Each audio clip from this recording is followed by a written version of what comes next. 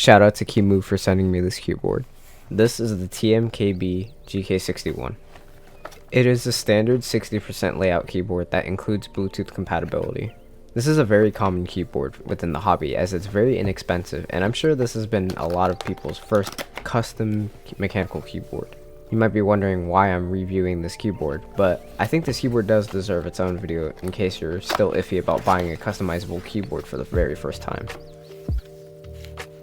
The box includes the keyboard itself,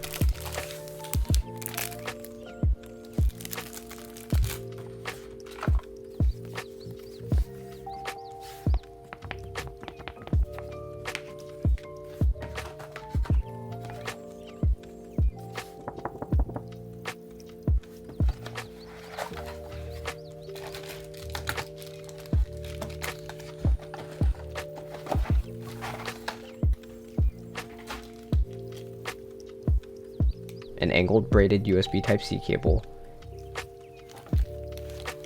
keycap holder, and a switch puller.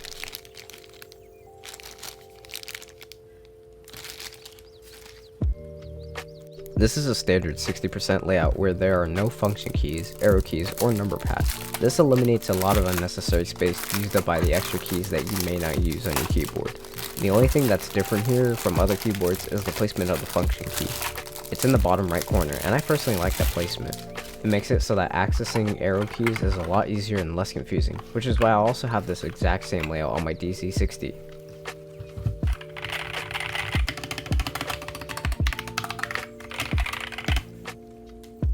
The switches I chose for this board include gateron optical reds. This version of the GK61 only supports gateron optical switches, so keep that in mind if you really wanted to use stuff like NK creams or something in here. Gateron optical switches are definitely some of my favorite switches that I've used before because they're extremely smooth stock.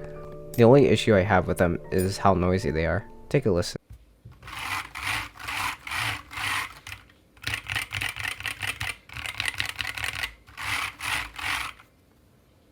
Since they're not traditional switches, they activate by using light instead. This also increases the longevity of your keyboard, but I really doubt people will get to that point where these switches will stop working on them.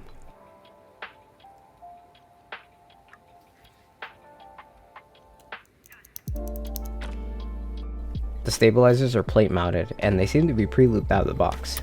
They still rattle quite a bit and need some tuning, but I can tell that these aren't the cheapest stabilizers ever. Compared to my SK61 and my old GK61, they had really bad stabilizers that couldn't be modded at all. Anyways, take a listen to these stock stabs.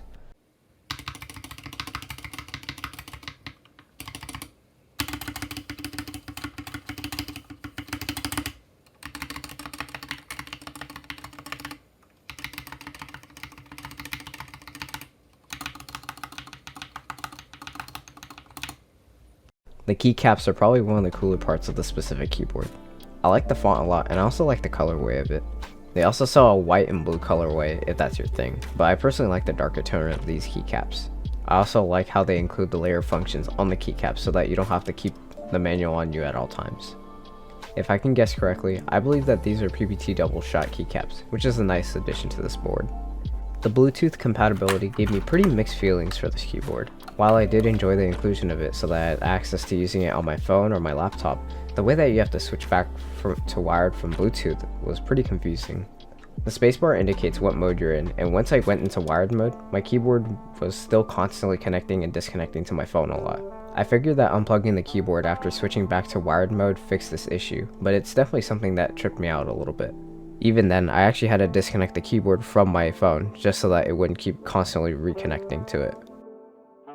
Anyways, aside from those issues, the Bluetooth mode had no issues for me and didn't lag all too much at all when it actually worked. The battery life can last around 8 hours with RGB on, which is definitely enough for me. Anyways, with all this being said, let's move on to the typing test.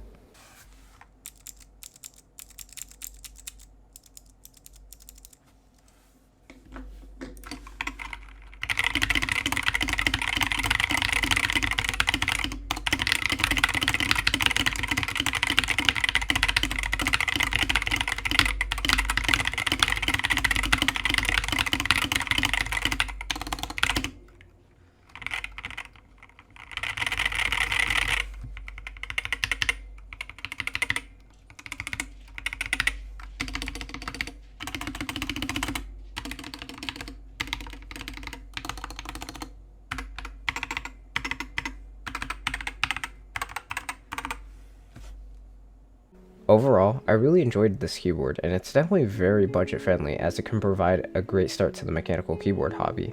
When I got my GK61 with Kale hot swap sockets, that's what really got me into the custom mechanical keyboard hobby. While this keyboard is slowly starting to get outdated due to other competitors in the market, I would still highly recommend this keyboard to anybody that wants to start out and whoever wants an inexpensive 60% keyboard. Here are some pros and cons of the GK61. The pros include Bluetooth compatibility, the keyboard is easy to mod, and that the gateron's optical switches are really smooth out of the box. The cons include noisy stock typing test, and the Bluetooth was really difficult to understand at first. Honestly, there's not a lot of negatives that I can point out about this keyboard, especially the keyboard can be very easily modded to fix those issues. I will always continue to vouch for this keyboard, and I definitely recommend it to those who really want to start off into the world of mechanical keyboards. Hope you guys enjoyed the review of this keyboard, and now the modding process will begin.